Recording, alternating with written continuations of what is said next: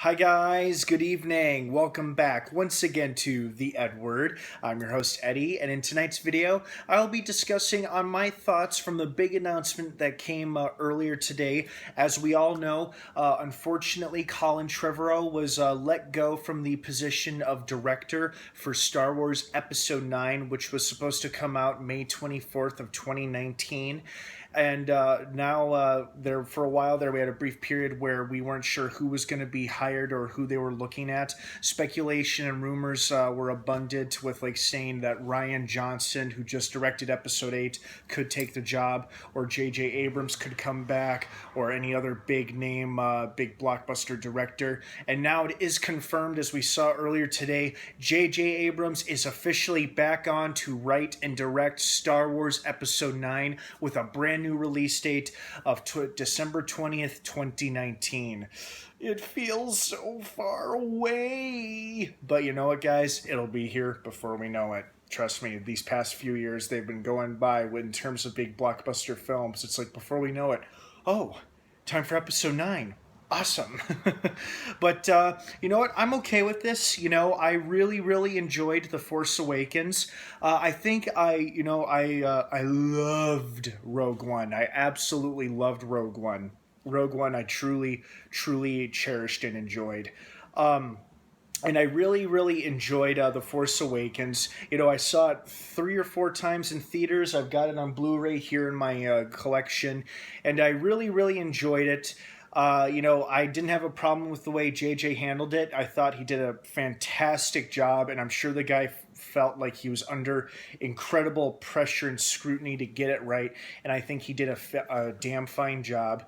The only thing that I kind of bothered me, or I was a little disappointed with, was that I guess this may be, I don't want to sound too analytical, but a lack of originality, because I know they had a lot of similarities to A New Hope, and some people argue it's a remake of New Hope, which I could see why they would say that.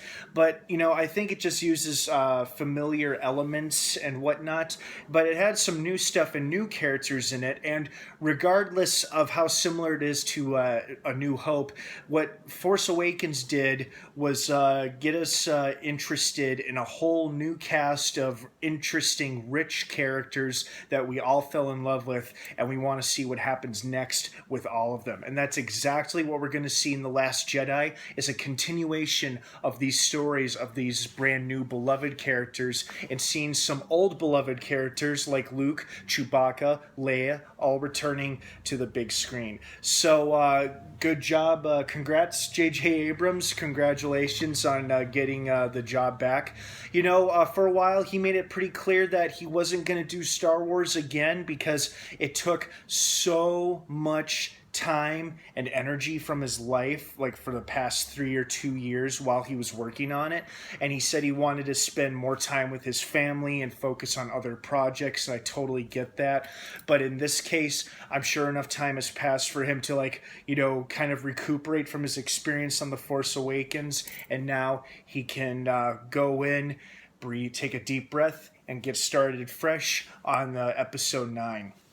Also, interestingly enough, one of the writers from Justice League and Argo, Chris Terrio, I think that's how you say the last name, has been brought on to co-write the screenplay along with Abrams. So they will be rewriting the script that I believe Colin Trevorrow and his writing partner Derek Connolly previously written.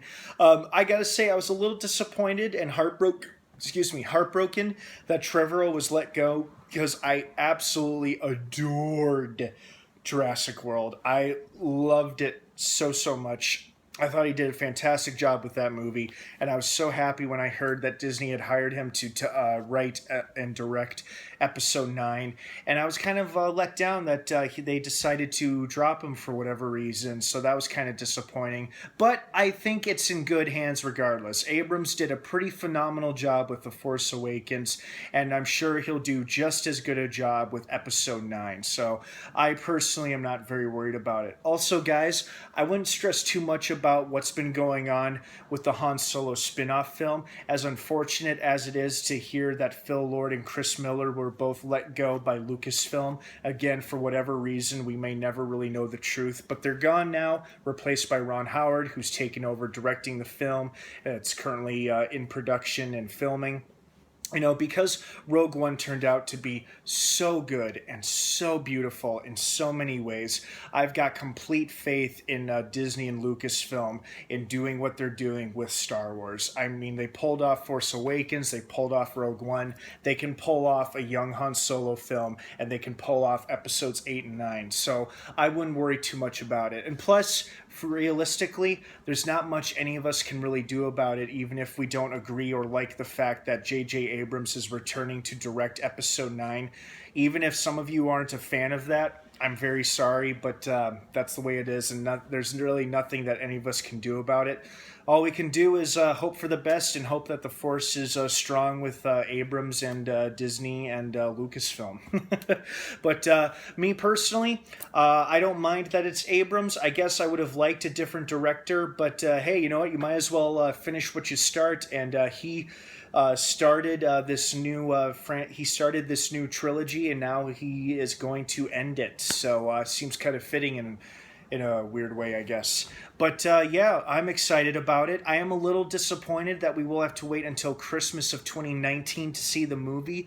But as they explained, because now he's recently been brought aboard as the writer and director, I think they want to give him as much time as possible to make this movie as good and as awesome and as meaningful as they want it to be, to give us, all of us fans, the very, very satisfying end to another, which I'm sure is going to be an awesome trilogy.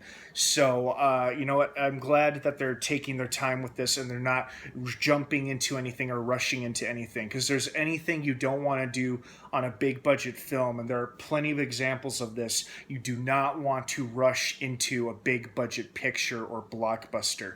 Because if you're too fast or you're too disjointed, it could turn out being a huge mess. Like I said, there's plenty of examples. So the fact that they want to give them plenty of time to write this movie and really get it going in the right direction, then I'm all for it. If it means for a better movie and better storytelling, then I don't mind waiting a little bit longer for episode 9. I'm sure it will be a satisfying end to this new trilogy. Well, guys, what do you think about this recent announcement regarding J.J. Abrams becoming the director of episode 9?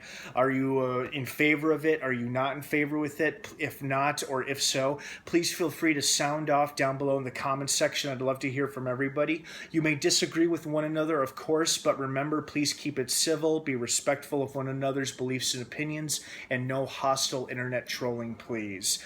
Thank you so much for watching this news video here on the EdWord. If you liked what you see here, check out some of my other videos here on this channel or on my Facebook page, as you'll see in the link down below. And don't forget that Star Wars Episode 8, The Last Jedi, will be in theaters later this year, December 15th. Hopefully we'll get at least one more trailer before tickets go on sale, before we see the big film. All right, guys, have a great rest of the night. Thanks for watching, and of course, until next time, may the Force be with you.